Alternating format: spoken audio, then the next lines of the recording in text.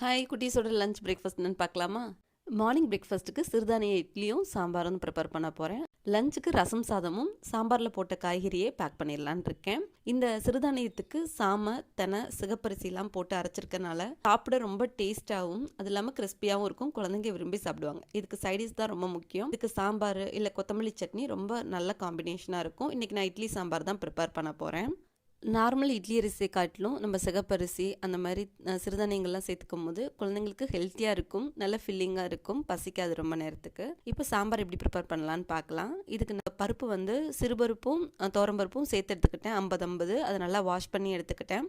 அதில் 4 medium size தக்காளி, அப்புறம் பீன்ஸு, ப்ளஸ் வந்து மஞ்சத்தூள், பெருங்காயத்தூள், சாம்பார் பொடி, சால்ட்டு எல்லாமே ஆட் பண்ணி தேவையான அளவு தண்ணி ஊற்றி ஒரு பச்சை மிளகாவை 2 கீரி ஆட் பண்ணிக்கிட்டேன். ஒரு பெரிய வெங்காயம் நல்லா தின்னாக ஸ்லைஸ் பண்ணி அதையும் நான் ஆட் பண்ணிக்கிட்டேன். மூடி வச்சு குக்கரை ஒரு 4 விசில் விட்டு எடுத்துக்கலாம்.